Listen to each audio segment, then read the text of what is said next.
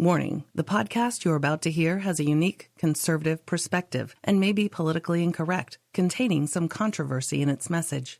This episode may speak out against liberalism, socialism, the dark state, and religious organizations. It is possible that evil in politics, education, law, society, and religion will be discussed and exposed. However, we believe this podcast adds truth and value to a mature, disenfranchised audience who may be tired of apostate religions and wicked world systems. Listeners who are easily offended, overly sensitive, or have progressive leanings sympathetic to the topics we expose should be forewarned not to listen any further. We thank both those who choose to listen as well as those who choose not to listen. You've been warned. And now, let us get on with the show.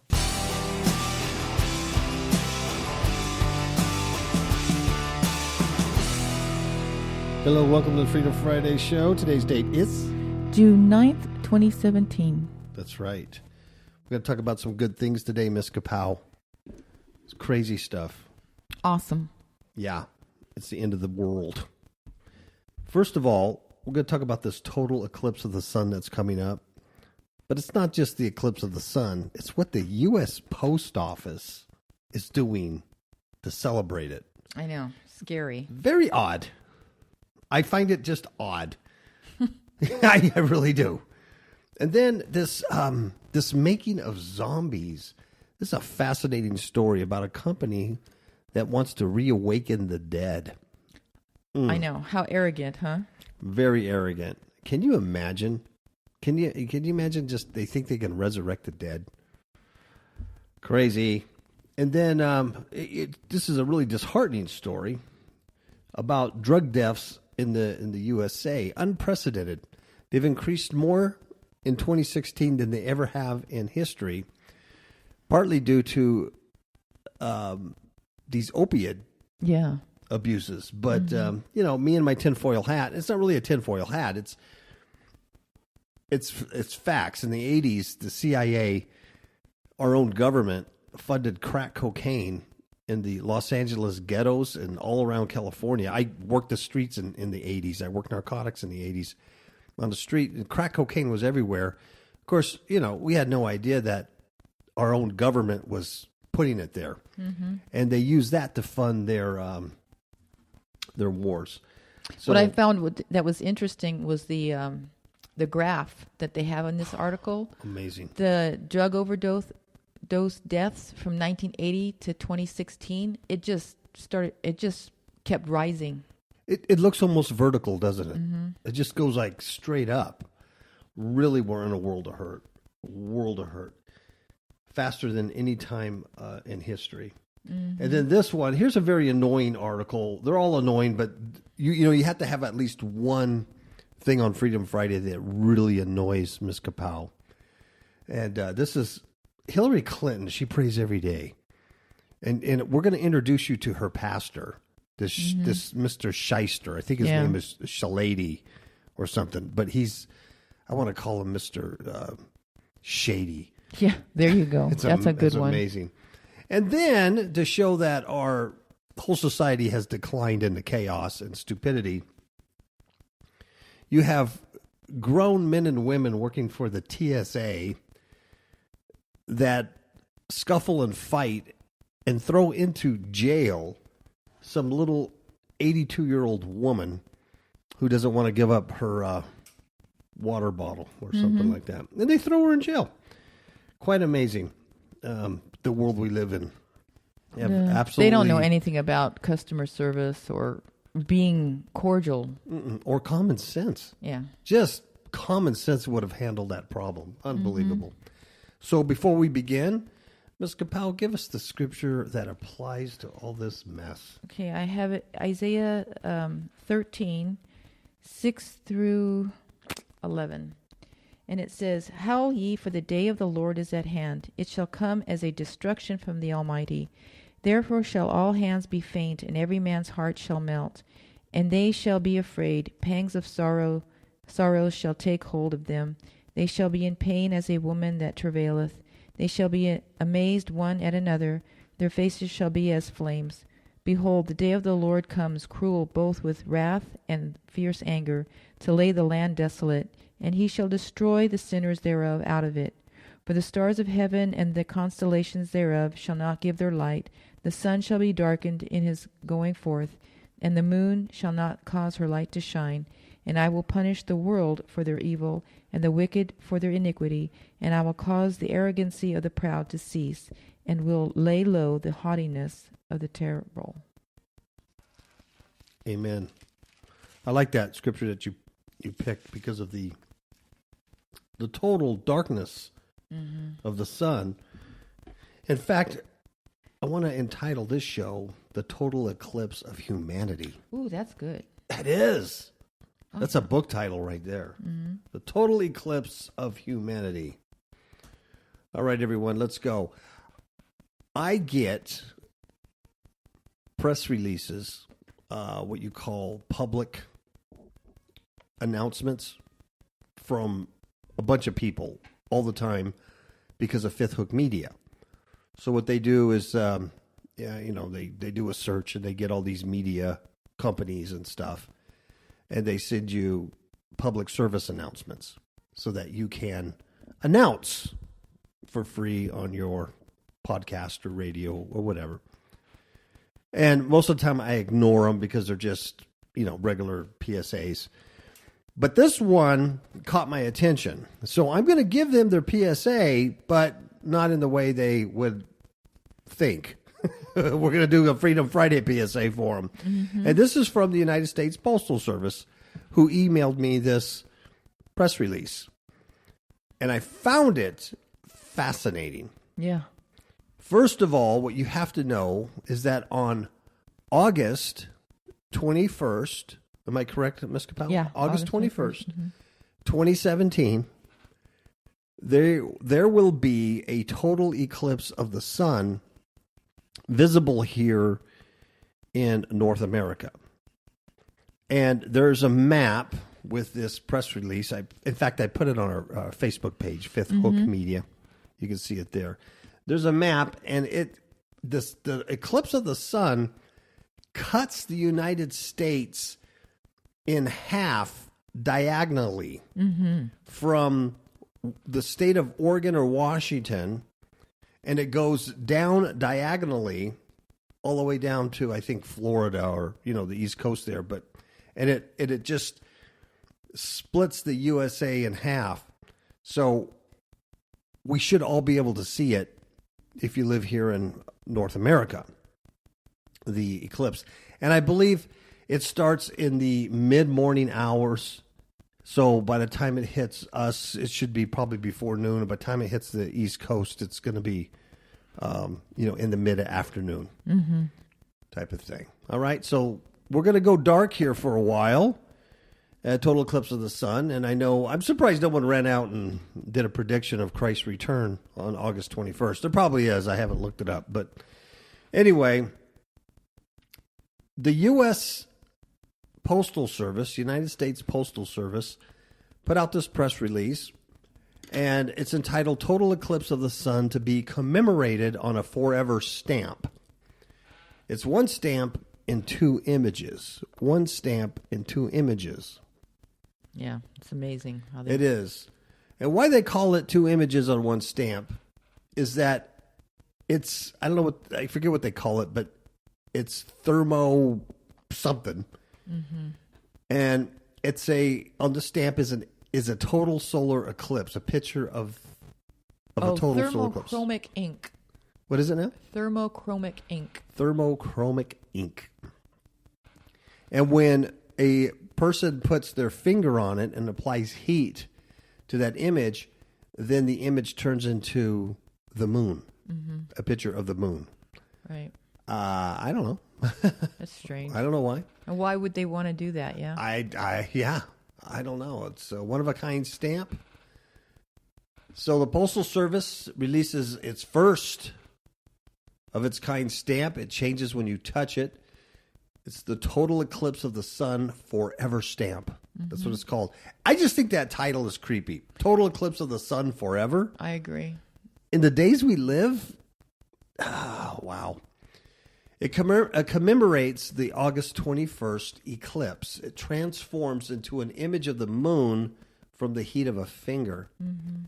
The public is asked to share the news on social media using the hashtag blah, blah, blah. All right. So I'm reading right from their press release. I'm not making this up. They say tens of millions of people in the United States hope to view this rare event, which has not been seen on the U.S. mainland since 1979. The eclipse will travel a narrow path across the entire country for the first time since 1918. The path will run west to east from Oregon to South Carolina and will include portions of 14 states. Yeah. And it just like it cuts the United States right in half. It's amazing. Now, you're saying, okay, what does this have to do with anything? Why is this so strange? Here's the strange part of it. The June 20th, 1:30 p.m., first day of issue ceremony will take place at the Art Museum of the University of Wyoming in Laramie, Wyoming. Okay. Well, the United States Post Office decides we're going to have a ceremony for this one-of-a-kind stamp. And we're going to do it June 20th, 1:30 p.m. The summer, the summer solstice.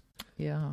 The summer solstice. This is the United States Postal Service. Now, they make no bones about the occult ritual involved in this. The university is celebrating the summer solstice on June 20th. Here's the deal, folks. Here's what they say. Prior to the event, visitors are encouraged to arrive at 11:30 a.m. to witness a unique architectural feature where a single beam of sunlight shines on a silver dollar embedded in the floor, which occurs at noon on the summer solstice in the University of Wisconsin Art Museum's Rotunda Gallery. Yeah. Wow. Is that pregnant with a cult ritual? Yep. This is just like Chichen Itza. It's what the Aztecs did, the Mayans did. It's the Georgia Guidestones, where they have the architectural features. They have a little hole, where that sun comes up at a certain time of the year on a solstice, winter solstice, spring. And it lights up that interior of the gallery, and it lights up that little idol. Well, this one lights up a silver dollar. Oh, in God we trust. Yep. In God we trust. That's embedded on the floor, and that's at precisely 12 o'clock on winter solstice. Okay, why? You know what I mean? Why is the United States Postal Service, choosing this location to celebrate their commemorative stamp? Exactly.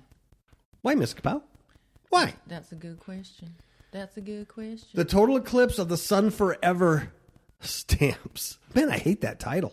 I know it. The total eclipse of the sun forever. They want it to go dark forever? Is that what they're saying? May be pre-ordered at UnitedStatesPostalService.com/shop in early June for delivery following the June 20th nationwide issuance. I'm going to get me several of them, and I'm going to post them all around my house. The back of the stamp pane provides a map of the August 21st eclipse path and times it may appear in some locations.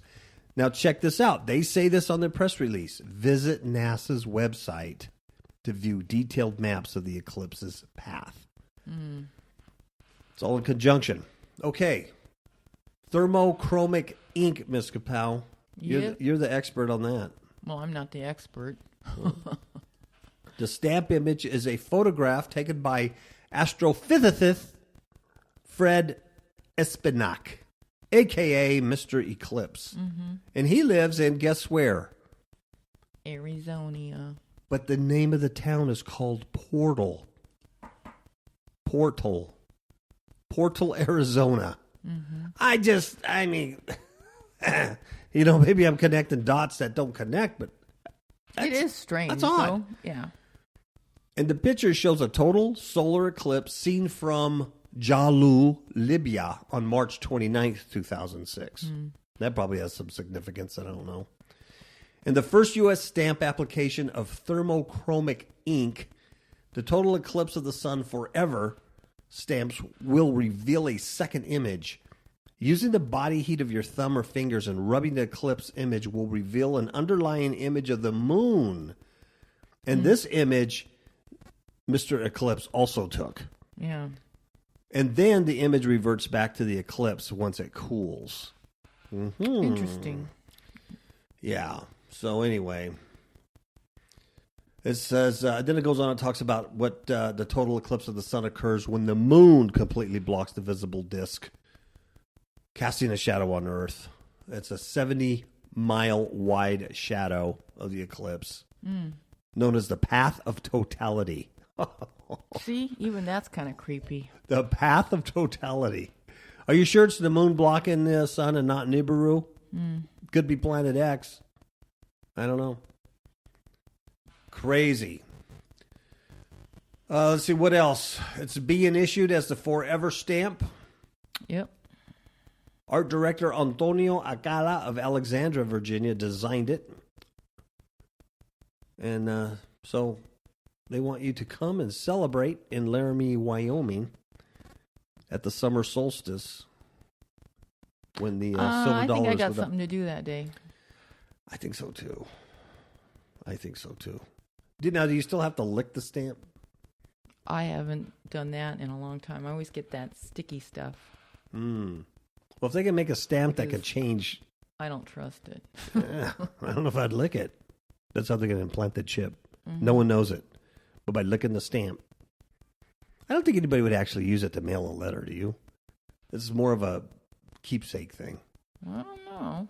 I don't know. People have done stranger things. Total eclipse of the sun forever. Wow. Why would you title that? Why? I don't know. Okay. How about zombies? Ms. Kapow, you like zombies. I don't like zombies. I don't like them. You married one. You're far from a zombie. Only when I'm on the show. The rest of the time, I'm a zombie. Zombies are dead people. I'm dead to the world. I'm dead in Christ. But in him I live. Yet not I, but he in me. Is that right? Mm-hmm. Okay. Could we soon reverse death, Ms. Kapow? Well, there are certain people that think they do. They can. It's a United States company. And they're going to start trials. Re-Awakening the Dead. Yeah, their firm is called BioQuark. Sounds more like quack. Doesn't it? BioQuack. That's a good point. Should be called BioQuack. Wow. They're going to do this. They're going to actually do these trials in Latin America in the next few months. BioQuark. They plan to test stem cell theory on brain dead patients. Wow. So they're going to go up to Washington, D.C. They're going to gather Congress and the Senate, right? Mm-hmm. And all the politicians. And then they're going to try to reanimate them. Is that what they're going to try to do? That's crazy. That's crazy. The method, which hasn't been tested on animals, That's good. will be tested in Latin America. Maybe it's hard to find brain dead animals. Well, they would actually kill them and make them brain dead and then try to bring them back to life. That's what they would do. I don't like that. The team outlined a trial proposal last year to do it in India, but they were shut down. India shut them down. But see, that's that's interesting. Yeah, that is. So this is going to be the first attempt to bring people back from the dead. And they want to do it this year, folks. BioQuack, as Ms. Kapow has named them, BioQuack, They're based in Philadelphia. They announced in late 2016 that they believe brain death is not irreversible. See, and isn't Philadelphia the Brotherhood That's right. state? And then there was a Philadelphia experiment, too. Cream cheese. Philadelphia, okay, geez. Okay, now you got me crazy. No, I've woken up from the dead. Well, check out this guy's name. He's the CEO. His name is Ira Pastor. Wow. He probably pronounces it pastor. But I like to say pastor. So the pastor has revealed they will soon be testing an unprecedented, there it is again, that word, unprecedented stem cell method on patients in an unidentified country in Latin America, confirming the details in the next few months.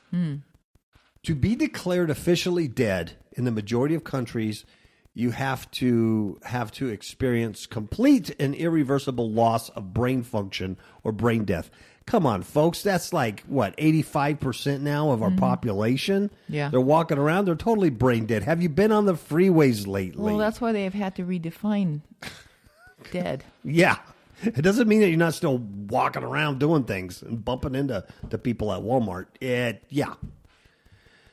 According to Pastor, BioQuack has developed a series of injections that can reboot the brain, and they plan to try it out on humans this year. Oh, dear Lord. And they have no plans to test on animals, Ms. Capel, so they're good, right? They're good. I wonder. Yeah. Okay. Yeah, who wants to bring back an animal when you can bring back a guy? Mm-hmm. Now, the inaugural stage of the trial will likely follow the plans laid out last year for a trial in India, which was thwarted. Initially, Pastor and his collaborator, Himanshu Bansal, I don't make that up, is an orthopedic surgeon. What is an orthopedic surgeon having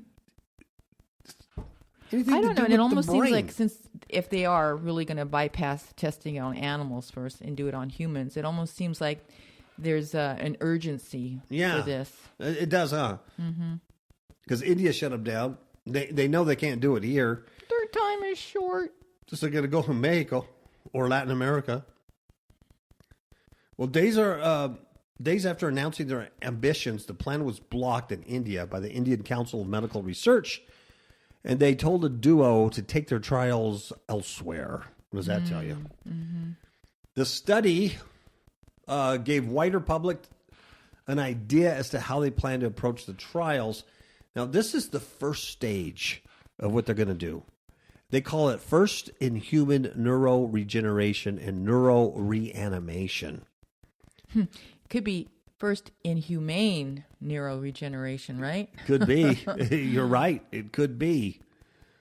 Because this is weird. Yeah. They plan to examine individuals aged 15 through 65 declared brain dead from a traumatic brain injury using MRI scans in order to look for possible signs of brain death reversal. Now, let me stop there. Can you imagine you're just some schmuck who decided to be a good guy, and you put on your driver's license, when I die, donate my body to science. Yeah. Hello. My cadaver to science because I'm dead. I'm gone. I'm a good guy.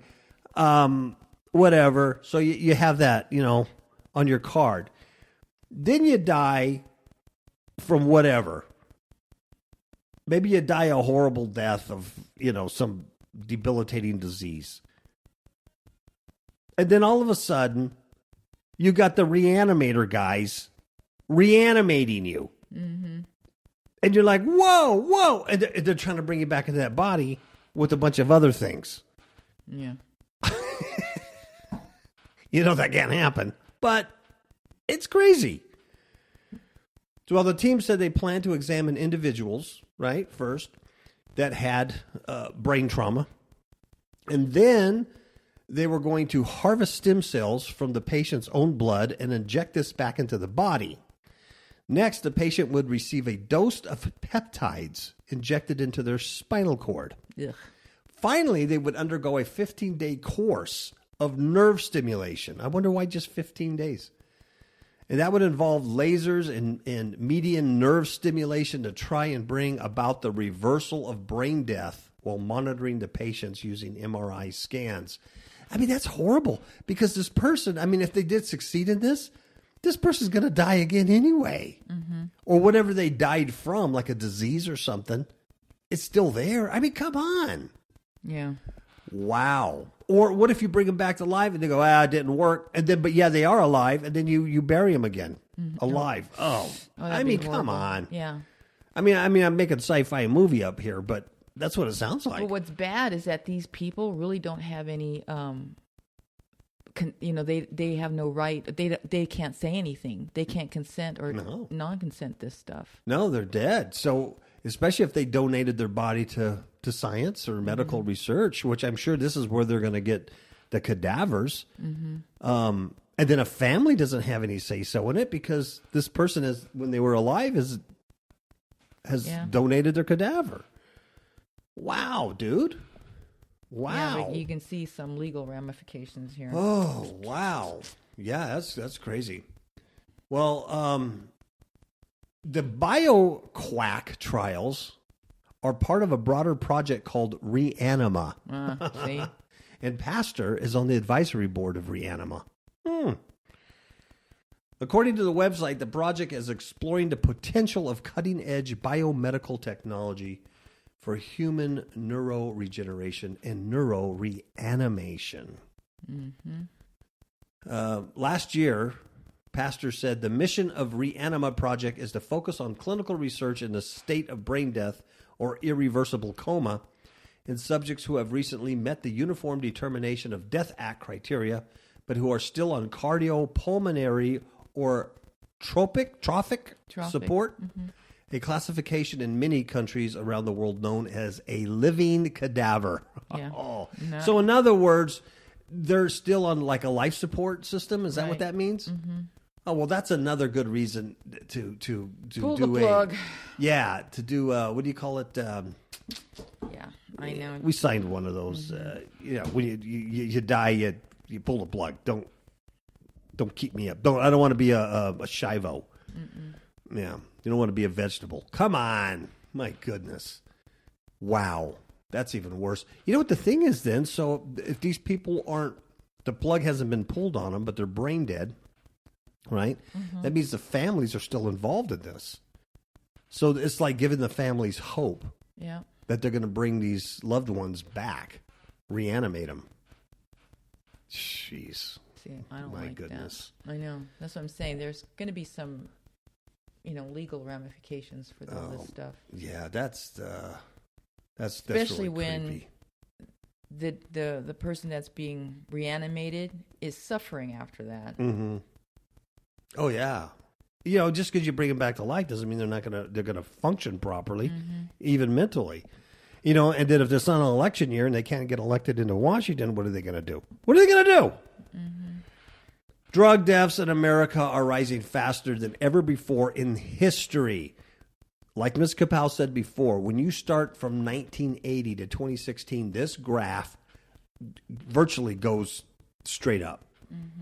Straight up. It passed peak gun deaths in 1993. It passed peak HIV deaths in 1995. It passed peak car crash deaths in 1972. Drugs are killing more people than anything else. Yep. Anything else. See, why would they? Wouldn't you think that they would put a lot more emphasis on getting rid of drugs than they would on guns? You would think, because the drugs are killing people a whole lot more than guns are.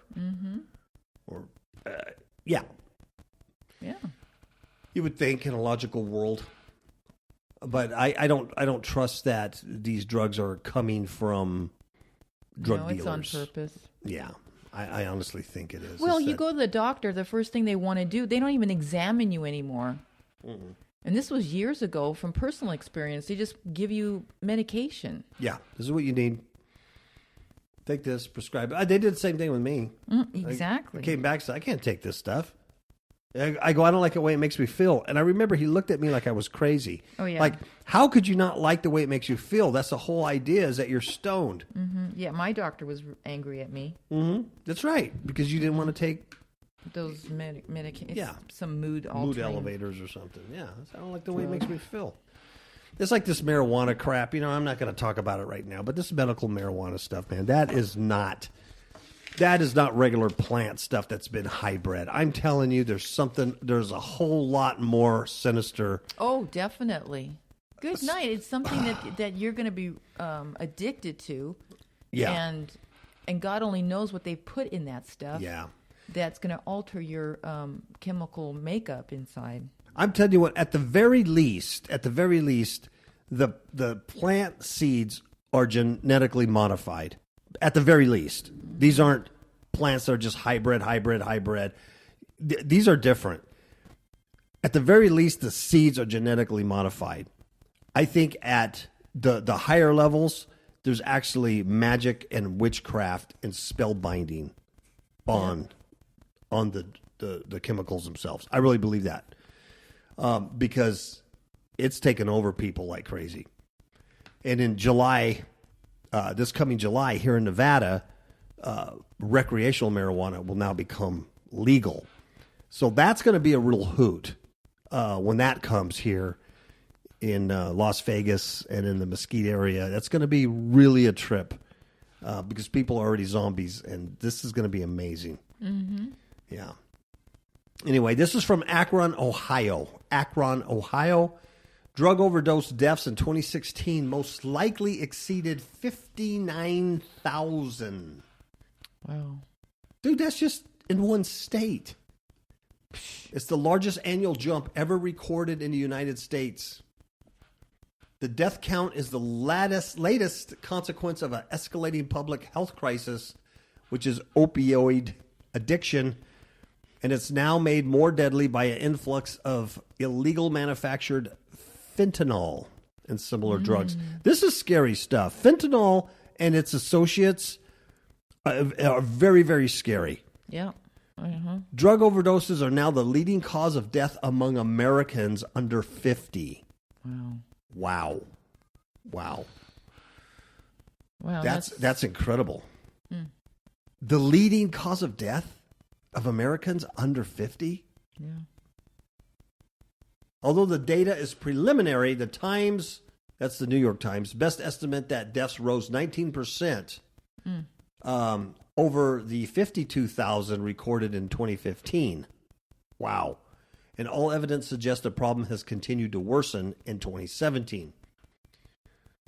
And the reason why is they say drug deaths take a long time to certify. So the Centers for Disease Control and Prevention are not able to calculate the final numbers until December and blah, blah, blah, blah, blah, blah, blah. So that's how they're getting their accounting and all this stuff. But it says the initial data points to large increases in drug overdose deaths in states along the East Coast. And I found this interesting because they're saying that East Coast, particularly Maryland, Florida, Pennsylvania, and Maine, and in Ohio, which filed a lawsuit last week, by the way, accusing 5 drug companies of abetting the opiate epidemic. I believe it. We've seen a lot of videos like that, too. Yeah, you know, absolutely. Years ago. Absolutely. But what I found interesting as I read this article, that it was the deaths and the rise of opiate use and the deaths from them were higher in the East Coast than they were in the West Coast. And they're contributing that fact that in the West Coast, heroin addicts and drug users are still using tar heroin from Mexico. And who would have known that using tar heroin would save your life rather than using a powdered form? The people that are using the powdered forms of heroin are dying because it's cut or laced with fentanyl or its derivatives. Whereas tar heroin, when I mean tar heroin, if you're not familiar with that, they call it that because it's black and tarry. And then that's put in a spoon, heated up, and it liquefies, and you put your cotton and your syringe in it, for a filter, and you suck it up and put it in your vein. Yeah, it's less processed, right? Yeah, and it comes from Mexico. So that's what makes me very suspicious that this heroin that's killing people is coming from probably the United States government. Oh, yeah. Probably from the CIA. And they're funding something, some black ops. But regardless, it's interesting. I mean, who would have ever thought, yeah, because I'm addicted to heroin and I use tar heroin, I'm alive. Mm-hmm. Wow. Scary stuff here. Yeah. So Akron, Ohio is typical of Rust Belt decay as far as declining jobs and just a declining situation. Factories are gone. So there's a lot of drug use and stuff like that. In 2016, Summit County had 312 drug deaths. That's in Ohio. The county medical examiner said 46% increase from 2015. That's a lot. And more than triple the 99 cases that went through the medical examiner's office just 2 years before. Wow. That's huge. There were so many last year that he said that on 3 separate occasions, the county had to request refrigerated trailers to store the bodies because they'd run out of space in the morgue. Wow. People are dying from this that's stuff. Terrible. Yeah. And it goes on. That in Monterey County, home to Dayton, of the 100 drug overdose deaths recorded in January and February, only 3 people tested positive for heroin. Only 3. 99 people tested positive for fentanyl or its analogs. Wow. What does that tell you? Yeah, it tells you that fentanyl or its analogs are killing people. Mm-hmm. And it says fentanyl isn't new, but over the last 3 years, it's been popping up in drug seizures all over the country. Why is that? It's not the Mexicans bringing it over.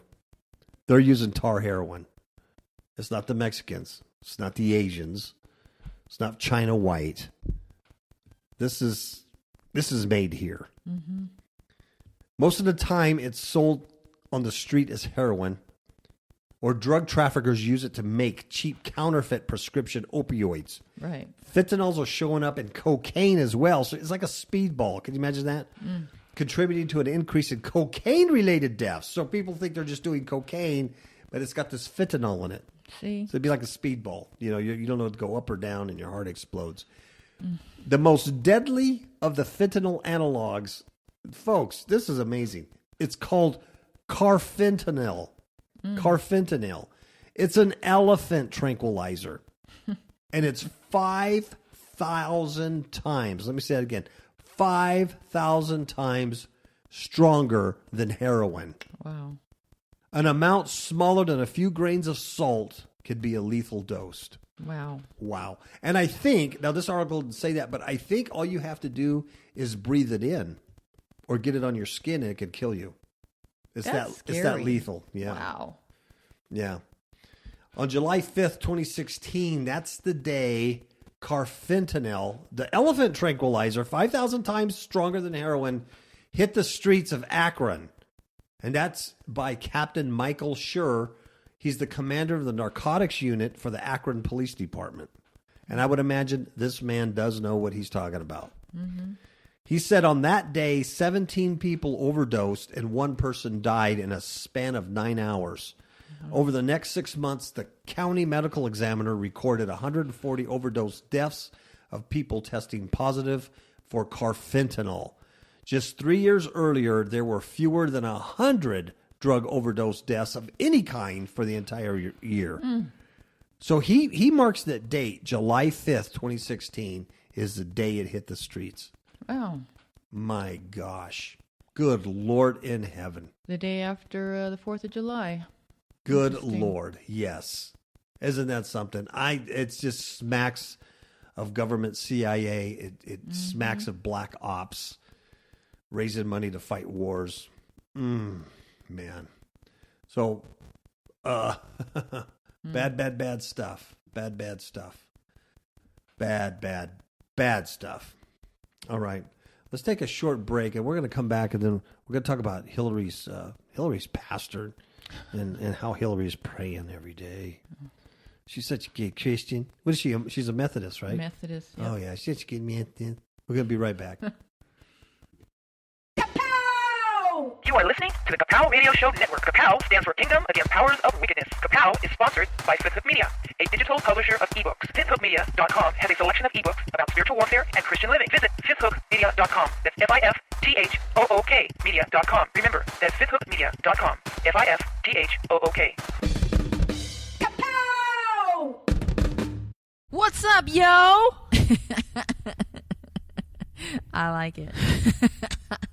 I'm done, yo. Demons in My Marriage Bed from all online digital retailers, such as Amazon.com. Demons in My Marriage Bed, a true story of spiritual warfare, changed the way my spouse and I conduct spiritual battle, and has increased our alertness level to the tactics of Satan.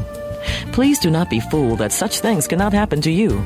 Rather, get prepared and become the spiritual warrior needed to overcome in these perilous times in which we all live.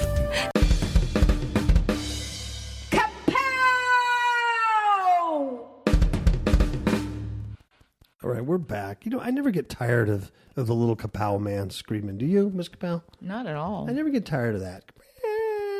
Come here. He's like a little superhuman, man. He's like a little Superman. Bringing kingdoms against powers of wickedness. Flying through the air and whatnot. Amen. I love that guy. Okay, Hillary. Everybody remember who Hillary was? This is an exclusive from Daily Mail. It says, "Are you there, God? It's me, Hillary." Clinton is praying every day after her defeat by Trumpster. Reveals pastor who sends her special prayers about being strong. That's a pastor. That's a pastor for you. Oh, yeah. He has no other motive than... No. There's no financial gain, or there's no... there's no networking to be done that you're associated with the Hill Dog or whatever. No, he's just a good guy. Hillary Clinton's pastor, the Reverend Bill Shady. Isn't that something? You couldn't have picked a better name. I'm Shady Shady. Well, he tells DailyMail.com he sends daily prayers to defeated Democratic candidate about being strong. He said that Clinton has been finding strength and hope in her Methodist faith.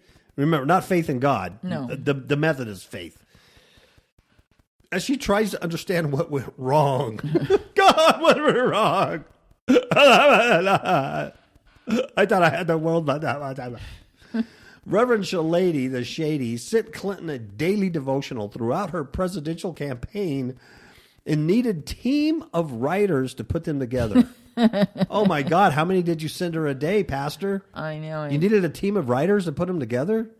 You got to think fast.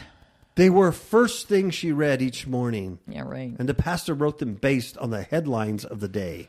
Wow. That's a good way to interpret. It's a good way. Okay. So, Hillary Clinton has been reading daily devotionals since losing the election.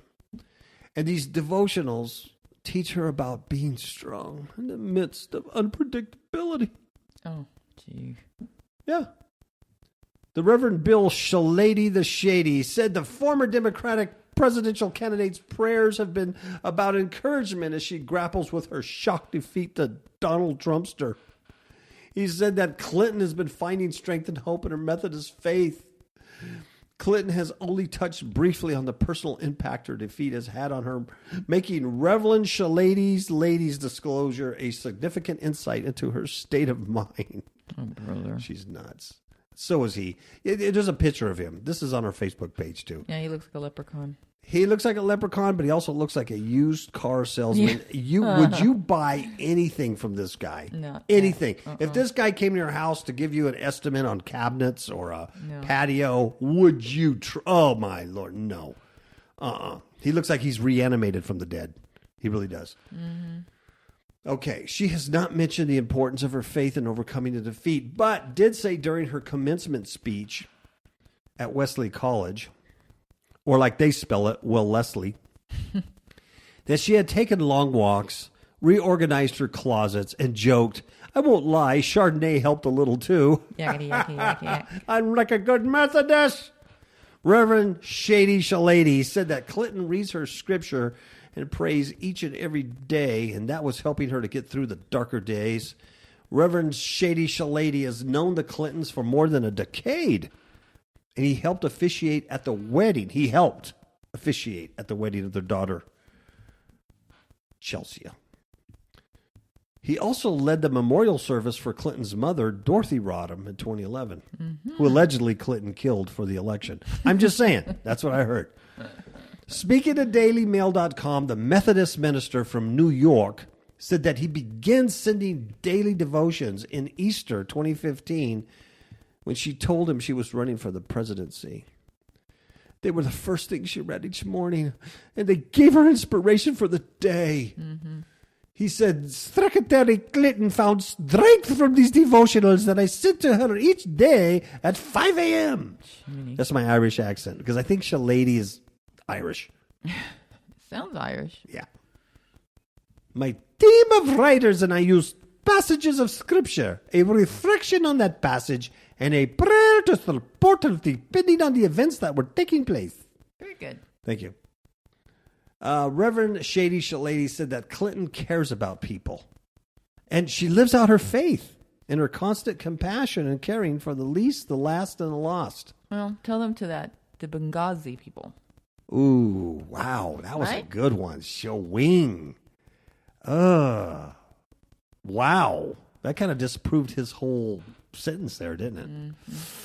Ouch. Ooch. Ooh, that's hot. Ooh. He said that he spoke to her a few days after election night, and she encourages him to publish all the devotionals because they gave her strength in the midst of the lost. So, recently has been given her devotionals about encouragement, being strong in the midst. I'm sure there's a book in coming up. Oh, you know it. Sure. You can see this. Yeah, I'm sure.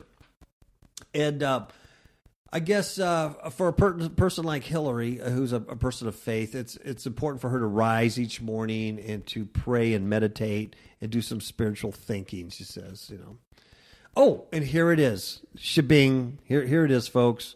Here's the money shot. You ready for the money shot? Mm-hmm. Some 365 of the 600 devotionals will be released in a full book called Strong for a Moment Like This. The Daily Devotionals of Hillary Rodham Clinton. Oh, brother. That's the title. Which is out in August and being published by Abaddon Press. Not Abaddon, but Abaddon. It's close, though. But it's close. It's close to Abaddon Press. Oh, my God. The title, folks, you might want to write this down because when it comes out, maybe you can pre-order it. Strong for a Moment Like This, the daily devotionals of Hillary Rodham Clinton. We'll have it available on Fifth Hook Media. You know what? I think we will. I think we should be able to sell kidding. it. And maybe we could read a devotional every day, for and the maybe love of we pizza. could grow strong in this troubled times that we live in, Miss Cabral. They're going to be organized into 12 themes, such as, check this out, forgiveness. Mm-hmm. As you can tell, she encourages forgiveness. Oh, of course. Constantly. Yeah. The second theme is doing good. As you could tell, like you mentioned, Benghazi and, Clinton Gate and, all that stuff. All the people that die. Doing good. Courage. Yeah, she's got a lot of courage. Especially when she fell, like getting into that van. And then her doppelganger came out and said, hey, I'm okay, like an hour later. That was courageous to try to pull that one off. Oh, and here's the other thing, Miss Kapow. This is for you. Women. Women. Now, what if he's going to have pictures of hot women in there? Hot chicks. I never know. How are the men going to read it? How are the men going to like it? They will show how much Mrs. Clinton was inspired to use their lessons in her speeches, like in January 2016 interview with BuzzFeed, in which she talked about love and kindness. Oh, for the love of pizza. Oh, this guy's insane. Gag me. Yeah, this guy needs to be kicked in the scrotum. Clinton also talked about how she was motivated to run for the presidency because she wanted to inspire people to treat one another in a better fashion. Benghazi. Reverend Shady Shalady had earlier sent her a daily devotional about the love commands, which talks about this very issue and quotes John 15:12. One passage reads, love each other just as I have loved you. Well, Clinton was raised a Methodist in Park Ridge, Illinois, where her mother taught Sunday school and raised money for charity, inspiring her daughter's interest in social justice. Oh, wow. And Reverend Shady Shalady, the executive director of the United Methodist City Society in New York, said that with Clinton, religion has always been the foundation of her moral compass. Wow. Wow. And she be a liar. Oh, my Lord. And that's her moral compass. Wow. She said she finds strength and hope in the power of new life that her faith offers for her each and every day. Oh, for the love of Pizza. Yeah, You see how annoying that is? It's Yeah. like gag me. Gag me. Ah. Yeah. Yeah. That's, Yuck. yeah. I'm Pull sure that she's one praying. I'm sure she's praying, but it ain't to the same God. No. You and I know, Kapow listeners, because Hillary Rodham Clinton is, well, how do I say it lightly? A freak. Last story, woman. She's 82 years old. She's very bad. She's a very bad woman from Texas. People from Texas like to fight. I bet she had a cowboy hat on, too, and cowboy boots. She probably rode a horse into the airport. And Spurs. And Spurs, this mean, nasty old lady, 82 years old. She was arrested after she scuffled with these poor TSA officer at the Wichita airport. This poor guy, what was he, maybe 20, 30 years old, if that? He wasn't 82, I'll tell you that. No, he wasn't 82, and she was just whooping on him. She's so bad. An 82-year-old lady. She was arrested and booked into the Sedgwick County Jail this week after she allegedly struck a TSA officer. They're not even officers. Let me get something straight. These people are not officers. They're not even security guards. No, they're not. I don't know what the heck they are, but they are not officers, and that just ticks me off. Anyway. Ugh. I hated it when they first came out. I said, how in the world does this get around our Fourth Amendment rights in the Constitution against unreasonable search and seizure by the government? How in the world does this get around that? It's incredible. Absolutely unbelievable. Stupid airlines. And then people fly all over the place. I know. I know some people have to because they work and stuff, but I don't get it. I really don't.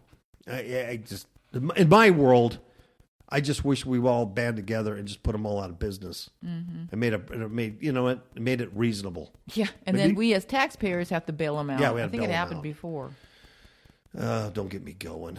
Anyway, this mean old lady, she was arrested after she allegedly struck a TSA guy who tried to confiscate an oversized bottle of liquid from a carry-on bag that she had planned to take on a flight.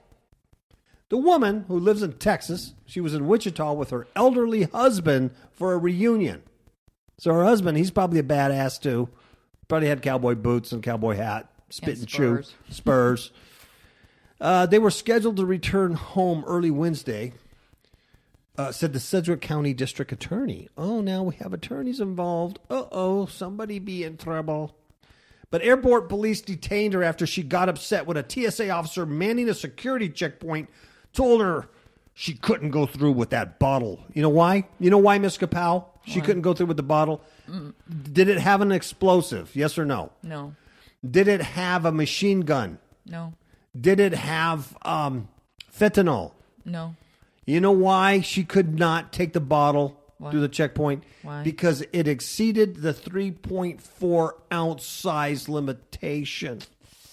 Ooh. And I have authority because I'm a security guard with federal powers. Yeah, and they always pick, like little old ladies, pregnant women, that carry on breast milk. Yeah. Her bottle exceeded the 3.4 ounce size limitation. Now, the article doesn't say how big her bottle was. Maybe her bottle was 2 gallons. I don't know. The scuffle happened at 5:12 a.m. Wednesday. That's early. The woman spent nearly 2 hours in the brig. They threw her in jail. And she was photographed and fingerprinted.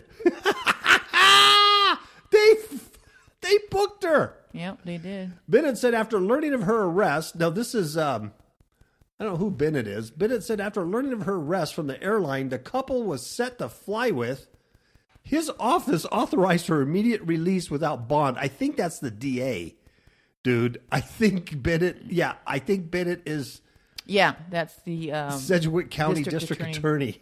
Yeah. So he got on the phone and he goes, listen, you stupid morons. You better dust her off, uncuff her, let her go, give her a meal, and pray to God that Johnny Cochran is still dead and not reanimated. Because she is going to own you. That's exactly what happened. My Lord. These people are stupid, though. The Yeah. TSAs. Oh, my goodness. Oh, my goodness. So he calls him up and he says, hey, you better let him go. He says, no bond, nothing. And then it says she was very shaken. This is what Bennett says. She was very shaken, embarrassed, and I think the simplest description would be overwhelmed by the time we got to her. So the district attorney says, I don't want nothing to do with this. I'm going to do everything in my power to rectify the situation because I have a job, a career. He says she was clearly having a hard time handling the stress of the situation. Yeah. Need I remind everyone she's 82? 82. Good night over stupid water bottle. A water bottle. Law enforcement and TSA reports say the woman became angry and verbally abusive after being told several times that the bottle would be permitted aboard the plane only in checked baggage.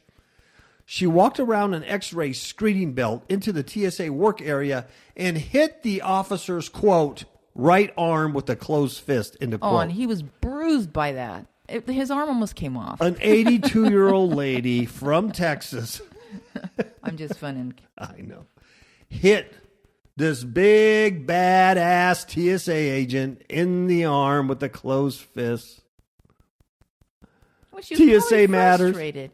Because I know how that is. You know, I mean, when they say, okay, you can go and have it checked in the luggage, that would mean that she would have to get out of line and go to the luggage place and have it put in back. It's just so complicated she would have missed her flight. She's just going to throw away the bottle. Yeah, that's what they want you to do. Yeah. You know what I mean? So they can get it afterwards and use it. take it home and or suck whatever. on it. Yeah.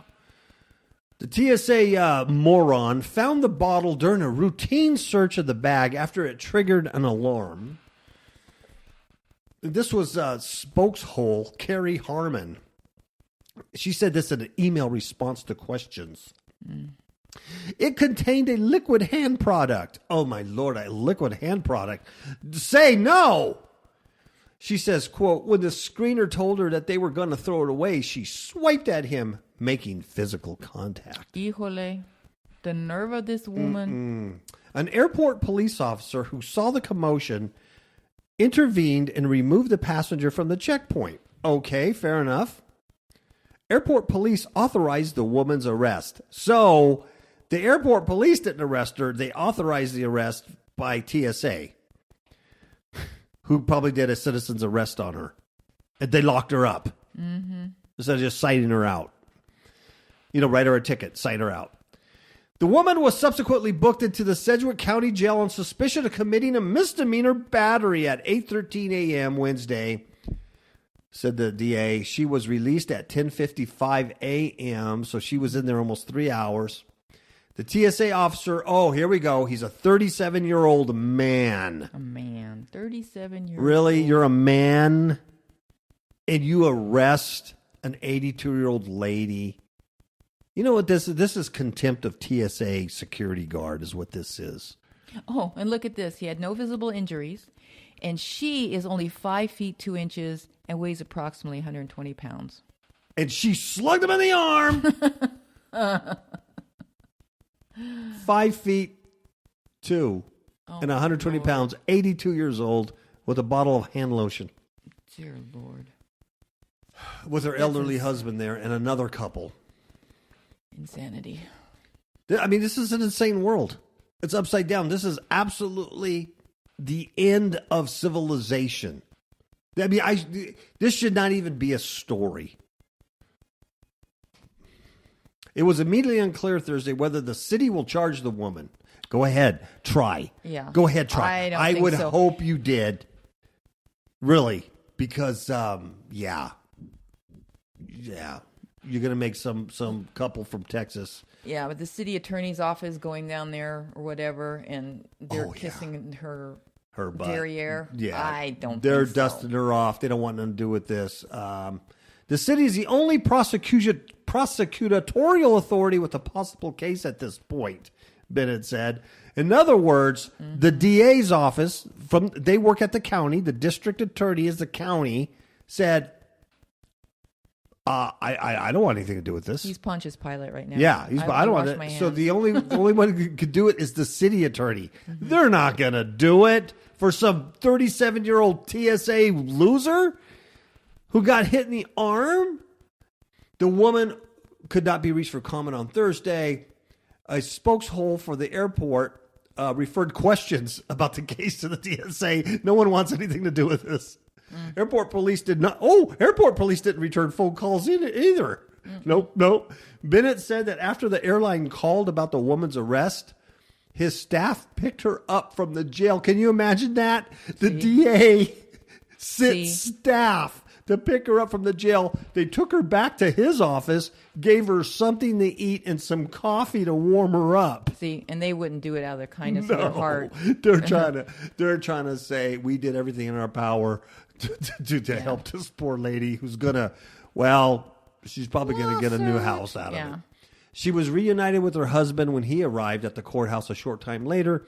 The airline, check this out, drove the couple back to the airport. The airline did, and got them on the next flight back home. Wow. Oh, good night. Oh, the stupidity of some of these people in uniform, definitely, with a badge, and they just, oh my Lord, what a goof. What a goof. And with that, I've got to say goodnight. You going to say anything, Ms. Capel? Ciao, babies.